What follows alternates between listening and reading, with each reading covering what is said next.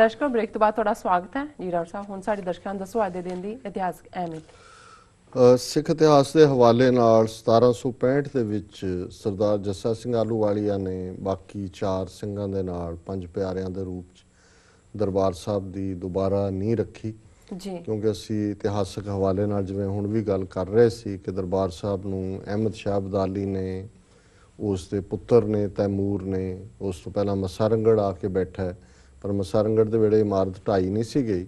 ਸੋ ਦਰਬਾਰ ਸਾਹਿਬ 2-3 ਵਾਰ ਸਾਡੇ ਇਤਿਹਾਸ ਦੇ ਵਿੱਚ ਜਿਹੜਾ ਹੈ ਉਹ ਉਹਨਾਂ ਨੇ ਜ਼ਾਲਮਾਂ ਨੇ ਉਸ ਨੂੰ ਤਬਾਹ ਕੀਤਾ ਮੁਕੰਮਲ ਤੌਰ ਤੇ। ਔਰ 1765 ਤੱਕ ਪਹੁੰਚਦੇ ਆ ਫਿਰ ਉਹ ਸਿਚੁਏਸ਼ਨ ਸੀ ਕਿ ਲਾਹੌਰ ਤੱਕ ਸਿੱਖ ਪਹੁੰਚ ਗਏ, ਉਹਨਾਂ ਦਾ ਕੰਟਰੋਲ ਸੀ। ਪੰਜਾਬ 'ਚ ਉਹਨਾਂ ਨੇ ਅਬਦਾਲੀ ਜਿਹੜਾ ਉਸ ਨੂੰ ਭੱਜਣ ਤੇ ਮਜਬੂਰ ਕਰ ਦਿੱਤਾ ਸੀ, ਦਿੱਲੀ 'ਚ ਮੁਗਲ ਪਾਸੇ ਕਰ ਦਿੱਤੇ ਸੀ। ਔਰ ਫਿਰ ਜਿਹੜਾ ਸਿੱਖਾਂ ਨੇ ਹਰਮੰਦਰ ਸਾਹਿਬ ਨੂੰ ਦੁਬਾਰਾ ਤੋਂ ਹਰਮੰਦਰ ਸਾਹਿਬ ਅਕਾਲ ਤਖਤ ਉਸ ਦੀ ਨੀਂਹ ਪੱਥਰ ਰੱਖਿਆ। ਔਰ ਇਹ ਵੀ ਸਾਡੇ ਇਤਿਹਾਸ 'ਚ ਆਉਂਦਾ ਹੈ ਕਿ ਦੇਸ ਰਾਜ ਨਾਂ ਦਾ ਸ਼ਾਹੂਕਾਰ ਪਿੰਡ ਸੁਰ ਸਿੰਘ ਦਾ ਰਹਿਣ ਵਾਲਾ, ਉਹਦੇ ਕੋਲ ਸਿੱਖਾਂ ਨੇ ਪੈਸੇ ਜਮ੍ਹਾਂ ਕੀਤੇ ਹੋਏ ਸੀ ਸਮੇਂ-ਸਮੇਂ, ਜੋ ਵੀ ਦਸਵੰਧ ਦੀ ਮਾਇਆ ਜਾਂ ਦੂਜੇ। ਔਰ ਇਸ ਦੀ ਜਿਹੜੀ ਇਸ ਤੋਂ ਬਾਅਦ ਫਿਰ ਹਰਮੰਦਰ ਸਾਹਿਬ ਸੇਫ ਰਿਹਾ। ਔਰ ਉਦੋਂ ਹੀ ਜਦੋਂ ਅਸੀਂ ਬੁੰਗਾ ਰਾਮਗੜੀਆਂ ਦੇਖਦੇ ਹਾਂ, ਉਹੀ ਵਕਤ ਹੈ ਕਿ ਸਰ ਜੱਸਾ ਸਿੰਘ ਰਾਮਗੜੀਆ ਦੂਜਿਆਂ ਨੇ ਬੁੰਗੇ ਵੀ ਨਾਲ ਖੜੇ ਕੀਤੇ ਤਾਂ ਕਿ ਫਿਊਚਰ ਦੇ ਵਿੱਚ ਫਿਰ ਕੋਈ ਅਟੈਕ ਨਾ ਕਰ ਸਕੇ। ਔਰ ਪੂਰਾ ਉਸ ਦੇ ਵਿੱਚ ਅਸਲਾ ਹਥਿਆਰ ਔਰ ਉਹਨੂੰ ਡਿਫੈਂਡ ਕਰਨ ਦੇ ਲਈ ਬੁੰਗਿਆਂ ਦਾ ਮਤਲਬ ਹੀ ਡਿਫੈਂਡ ਕਰਨਾ ਸੀ। 1922 ਦੇ ਵਿੱਚ ਗੁਰੂ ਕੇ ਬਾਗ ਦਾ ਮੋਰਚਾ ਜਿਹੜਾ ਕਿ ਲੱਕੜਾਂ ਕੱਟਣ ਤੋਂ ਸ਼ੁਰੂ ਹੋਇਆ ਸੀ, ਲੇਕਿਨ ਜਿਵੇਂ ਜ਼ੁਲਮ ਕੀਤੇ, ਮਾਰ ਕੇ ਬੀਟੀ ਜਿਹੜਾ ਪੁਲਸੀਆ ਸੁਪਰਡੈਂਟ ਸੀ, ਕਿਵੇਂ ਸਿੱਖਾਂ ਨੂੰ ਨਿਢਾਲ ਕਰਨਾ, ਔਰ ਉਹ ਸਾਰੇ ਚੋਂ ਲਗਭਗ 5600 ਦੇ ਕਰੀਬ ਗ੍ਰਿਫਤਾਰੀਆਂ ਵੀ ਹੋਈਆਂ। 8 ਅਗਸਤ ਨੂੰ ਸ਼ੁਰੂ ਹੋਇਆ ਮੋਰਚਾ ਜਿਹੜਾ ਇਹ 17 ਨਵੰਬਰ ਤੱਕ ਚੱਲਿਆ।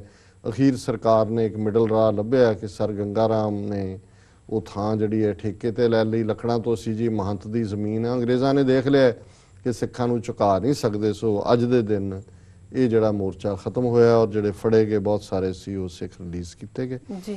ਵਰਲਡ ਹਿਸਟਰੀ ਦੇ ਹਵਾਲੇ ਨਾਲ ਸਨ 1800 ਦੇ ਵਿੱਚ ਜੌਨ ਐਡਮਸ ਅਮਰੀਕਾ ਦਾ ਜਿਹੜਾ ਪ੍ਰੈਜ਼ੀਡੈਂਟ ਬਣਿਆ ਉਹ ਵਾਈਟ ਹਾਊਸ ਦੇ ਵਿੱਚ ਗਿਆ, ਕਿਉਂਕਿ ਵਾਸ਼ਿੰਗਟਨ ਵਾਈਟ ਹਾਊਸ ਇਹ 1800 'ਚ ਹੀ ਤਾਮੀਰ ਹੋਇਆ। ਔਰ 1800 ਚੋਂ ਪਹਿਲਾ ਪ੍ਰੈਜ਼ੀਡੈਂਟ ਹੈ ਜੌਨ ਐਡਮਸ ਜਿਹੜਾ ਵਾਈਟ ਹਾਊਸ 'ਚ ਮੂਵ ਕੀਤਾ। ਔਰ 1800 ਦੇ ਵਿੱਚ ਹੀ ਅਜੇ ਕਾਂਗਰਸ US ਕਾਂਗਰਸ ਦੀ ਬਿਲਡਿੰਗ ਪੂਰੀ ਨਹੀਂ ਸੀ ਮੁਕੰਮਲ ਹੋਈ, ਪਰ ਉਹਦੇ 'ਚ ਕਾਂਗਰਸ ਦਾ ਸੈਸ਼ਨ ਹੋਇਆ।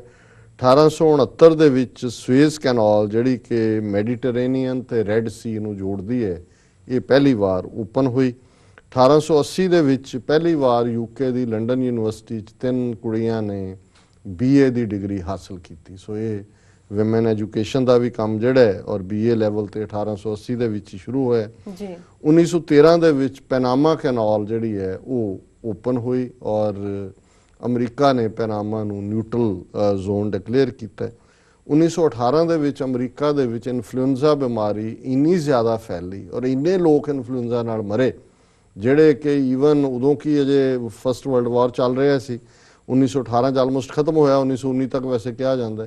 ਇੰਨੇ ਅਮਰੀਕਨ ਪਹਿਲੀ ਸੰਸਾਰ ਜੰਗ 'ਚ ਨਹੀਂ ਸੀ ਮਰੇ ਜਿੰਨੇ ਕਿ ਇਨਫਲੂਐਂਜ਼ਾ ਦੀ ਵਾਇਰਸ ਦੇ ਨਾਲ ਅਮਰੀਕਾ ਦੇ ਵਿੱਚ 1918 ਦੇ ਵਿੱਚ ਮਰੇ ਜੀ। 1988 ਦੇ ਵਿੱਚ ਜਦੋਂ ਕਿ ਜ਼ਿਆਉਲ ਹਕ ਦੀ ਮੌਤ ਹਵਾਈ ਹਾਦਸੇ 'ਚ ਹੋਈ, ਬੇਨਜ਼ੀਰ ਭੁੱਟੋ ਜਿਹੜੀ ਹੈ ਉਹ ਪ੍ਰਾਈਮ ਮਿਨਿਸਟਰ ਬਣੀ। ਔਰ 2012 ਦੇ ਵਿੱਚ ਬਾਲ ਠਾਕਰੇ ਜਿਹੜਾ ਕਿ ਮਰਾਠਾ ਮਾਣੂ ਇਸ ਕਾਨਸੈਪਟ ਦੇ ਥੱਲੇ ਜਿਹਨੇ ਪੂਰਾ ਗੁੰਡਾਗਰਦੀ ਦਾ ਰਾਜ ਫੈਲਾਇਆ, ਸ਼ਿਵ ਸੈਨਾ ਬਣਾਈ, ਗੁਜਰਾਤੀਆਂ ਦੇ ਖਿਲਾਫ, ਤਾਮਿਲਾਂ ਦੇ ਖਿਲਾਫ, ਮੁਸਲਮਾਨਾਂ ਦੇ ਖਿਲਾਫ ਪੂਰੀਆਂ ਹਿੰਸਕ ਕਾਰਵਾਈਆਂ ਕੀਤੀਆਂ, ਉਹਦੀ ਮੌਤ ਹੋਈ। ਉਹਦੀ ਮੌਤ ਤੇ ਜਿਵੇਂ ਸ਼ਰਧਾਂਜਲੀਆਂ, ਜਿਵੇਂ ਬੰਬਈ ਬੰਦ, ਜਿਵੇਂ ਭਾਰਤ ਦਾ ਪ੍ਰਾਈਮ ਮਿਨਿਸਟਰ ਤੋਂ ਲੈ ਕੇ ਜਿਵੇਂ ਕਿ ਪਤਾ ਨਹੀਂ ਵਿੰਸਟਨ ਚਰਚਲ ਮਰ ਗਿਆ ਹੋਏ। ਔਰ ਹਾਲ ਇਹ ਸੀ ਕਿ ਬੰਦ ਦੇ ਦੌਰਾਨ ਲੋਕਾਂ ਨੂੰ ਇਨਕਨਵੀਨੀਅੰਸ ਸੀ। ਇੱਕ ਕੁੜੀ ਨੇ ਕਾਮੈਂਟ ਕੀਤਾ ਕਿ ਵੀ ਇੱਕ ਬੰਦਾ ਮਰ ਗਿਆ, ਚਲੋ ਮਰ ਗਿਆ, ਦੁੱਖ ਦੀ ਗੱਲ ਹੈ, ਪਰ ਤੁਸੀਂ ਸਾਰਾ ਸ਼ਹਿਰ ਲੋਕਾਂ ਨੂੰ, ਔਰ ਉਹਨੂੰ ਇੱਕ ਹੋਰ ਮੁਸਲਮਾਨ ਕੁੜੀ ਨੇ ਉਹਦੀ ਲਾਈਕ ਕੀਤਾ, ਜਿਵੇਂ ਤੁਸੀਂ ਫੇਸਬੁੱਕ, ਉਹਨਾਂ ਦੋਨਾਂ ਦੇ ਖਿਲਾਫ ਕੇਸ ਰਜਿਸਟਰ ਕਰ ਲਿਆ ਸੀ ਕਿ ਜੀ ਇਹ ਬਾਲ ਠਾਕਰੇ ਦੀ ਜਿਹੜੀ ਹੈ ਤੋਹੀਨ ਕੀਤੀ ਹੈ। ਸੋ ਅੱਜ ਵੀ ਮਾਹੌਲ ਤਾਂ ਉਹੀ ਬਣਿਆ ਹੋਇਆ। ਸੋ ਇਹ ਵਰਲਡ ਹਿਸਟਰੀ ਹੈ ਜੀ। ਡਾਕਟਰ ਸਾਹਿਬ ਤੁਹਾਡਾ ਬਹੁਤ ਬਹੁਤ ਧੰਨਵਾਦ। ਸਾਡਾ ਅੱਜ ਦਾ ਸਵਾਲ ਹੈ, ਭਾਰਤ ਦੇ ਕੇਂਦਰੀ ਵਿਦਿਆਲਿਆ ਵਿੱਚ 6ਵੀਂ ਤੋਂ 8ਵੀਂ ਜਮਾਤ ਦੇ 70,000 ਵਿਦਿਆਰਥੀਆਂ ਨੂੰ ਜਰਮਨ ਭਾਸ਼ਾ ਦੀ ਥਾਂ ਤੇ ਹੁਣ ਜ਼ਬਰਦਸਤੀ ਸੰਸਕ੍ਰਿਤ ਪੜ੍ਹਾਈ ਜਾਵੇਗੀ, ਇਸ ਬਾਰੇ ਤੁਸੀਂ ਕੀ ਕਹਿਣਾ ਚਾਹੋਗੇ ਡਾਕਟਰ ਸਾਹਿਬ? ਦੇਖੋ 500 ਭਾਰਤ ਦੇ ਵਿੱਚ ਕੇਂਦਰੀ ਵਿਦਿਆਲੇ ਨੇ ਜਿਨ੍ਹਾਂ ਦੇ ਵਿੱਚ ਲਗਭਗ 79,000, ਕਿਉਂਕਿ 70,000 ਫਿਗਰ ਦਿੱਤੀ ਹੈ ਇੰਡੀਅਨ ਸਮ੍ਰਿਤੀ ਇਰਾਨੀ ਨੇ, ਜਿਹੜੀ ਹਿਊਮਨ ਡਿਵੈਲਪਮੈਂਟ ਮਿਨਿਸਟਰ ਬਣੀ ਹੋਈ ਹੈ, ਪਰ ਉਹਨਾਂ ਦੀ ਕੁੱਲ ਗਿਣਤੀ 79,000 ਹੈ। 79,000 ਵਿਦਿਆਰਥੀ 500 ਕੇਂਦਰੀ ਵਿਦਿਆਲਿਆਂ 'ਚ ਪੜ੍ਹਦੇ ਨੇ।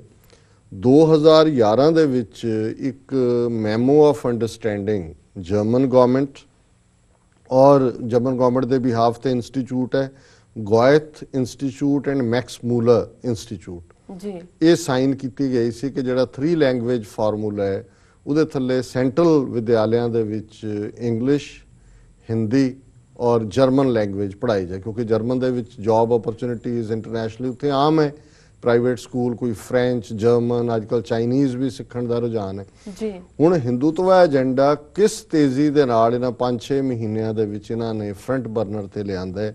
ਇਹਨੇ ਸਮ੍ਰਿਤੀ ਇਰਾਨੀ ਨੇ ਐਲਾਨ ਕਰ ਦਿੱਤਾ ਕਿ ਜੀ ਇਹ ਅਸੀਂ ਜਿਹੜੀ ਜਰਮਨ ਲੈਂਗੁਏਜ ਹੈ ਇਹ 3 ਭਾਸ਼ਾਈ ਫਾਰਮੂਲੇ 'ਚ ਫਿੱਟ ਨਹੀਂ ਹੁੰਦੀ, ਇਹਨੂੰ ਹਟਾ ਕੇ ਅਸੀਂ ਸੰਸਕ੍ਰਿਤ ਜਿਹੜੀ ਹੈ ਉਹ ਲਾਗੂ ਕਰਾਂਗੇ। ਔਰ ਇਸ ਦੇ ਉੱਤੇ ਰਿਐਕਸ਼ਨ ਹੋਣਾ ਸੀ, ਜ਼ਾਹਰ ਹੈ ਜਰਮਨ ਗਵਰਨਮੈਂਟ ਨੇ ਇਨਵੈਸਟ ਕੀਤਾ ਹੋਏਗਾ, ਜਰਮਨ ਟੀਚਰਸ ਲਾਏ ਹੋਣਗੇ, ਉਹਨਾਂ ਦਾ ਜਿਹੜਾ ਐਂਬੈਸਡਰ ਹੈ ਭਾਰਤ ਦੇ ਵਿੱਚ ਉਹਨੇ ਵੀ ਇਸ ਦੇ ਉੱਤੇ ਲਾਈਨ ਲਈ ਹੈ। ਔਰ ਈਵਨ ਜਿਹੜੀ ਉਹਨਾਂ ਦੀ ਜਰਮਨ ਚਾਂਸਲਰ ਹੈ, ਪ੍ਰੈਜ਼ੀਡੈਂਟ ਨੂੰ ਉੱਥੇ ਚਾਂਸਲਰ ਕਹਿੰਦੇ ਨੇ, ਐਂਜਲਾ ਮਾਰਕਲ, ਉਹ ਵੀ ਮੋਦੀ ਨੂੰ ਮਿਲਣ ਵਾਲੀ ਹੈ ਹੁਣ ਆਸਟ੍ਰੇਲੀਆ 'ਚ, ਔਰ ਉਹਨੇ ਵੀ ਇਸ ਦੇ ਉੱਤੇ ਜਿਹੜਾ ਹੈ ਉਹ ਇਸ਼ੂ ਖੜਾ ਕਰਨਾ। ਔਰ ਇਹ ਜਿਹੜਾ ਵਿਦਿਆਰਥੀ ਨੇ 79,000 6ਵੀਂ ਤੋਂ 8ਵੀਂ ਤੱਕ ਦੇ ਨੇ, ਔਰ ਉਹਨਾਂ ਨੂੰ ਹੁਣ ਇਹ ਕਿਹਾ ਗਿਆ ਕਿ ਜੀ ਇਹ ਤੁਸੀਂ ਇੱਕਦਮ ਜਰਮਨ ਤੋਂ ਸੰਸਕ੍ਰਿਤ ਦੇ ਉੱਤੇ ਸ਼ਿਫਟ ਕਰੋ। ਸੋ ਜਦੋਂ ਅੱਛੇ ਦਿਨ ਆ ਗਏ ਦੀ ਗੱਲ ਹੁੰਦੀ ਹੈ, ਹੁਣ ਇਹ ਸੰਸਕ੍ਰਿਤ ਜਿਹੜੀ ਹਿੰਦੁਸਤਾਨ ਦੇ ਲੋਕਾਂ ਦੀ ਜ਼ਬਾਨ ਨਹੀਂ ਹੈ, ਅਦਰ ਦੈਨ ਕਿ ਵੇਦ ਸ਼ਾਸਤਰਾਂ ਦੀ ਜ਼ਬਾਨ ਹੈ। ਹੁਣ ਇਸ ਦੇ ਵਿੱਚ ਕੀ ਹੋਏਗਾ ਇਹ ਜ਼ਾਹਰ ਹੈ ਕਿ ਬਾਕੀ ਮੁੱਦੇ ਇਸ ਦੇ ਨਾਲ ਹੀ ਜੁੜੇ ਹੋਏ ਨੇ। ਹੁਣ ਇਹ ਸੰਸਕ੍ਰਿਤ ਪੜ੍ਹਾਉਣਾ ਜਿਹੜਾ ਹੈ ਇਹ ਮਸਟ ਹੋ ਗਿਆ ਔਰ ਈਵਨ ਜਰਮਨ ਸਰਕਾਰ ਵੀ ਪ੍ਰੋਟੈਸਟ ਕਰਨ ਤੱਕ ਗਈ ਹੈ। ਸੋ ਇਹ ਅੱਛੇ ਦਿਨ ਆ ਗਏ ਔਰ ਇਹੀ ਹਿੰਦੂਤਵਾ ਦਾ ਏਜੰਡਾ ਹੈ। ਜੀ ਡਾਕਟਰ ਸਾਹਿਬ, ਹੁਣ ਪ੍ਰੋਗਰਾਮ ਦੇ ਅੰਤ ਵਿੱਚ ਸਾਡੇ ਦਰਸ਼ਕਾਂ ਨੂੰ ਦੱਸੋ ਅੱਜ ਦਾ ਵਿਚਾਰ।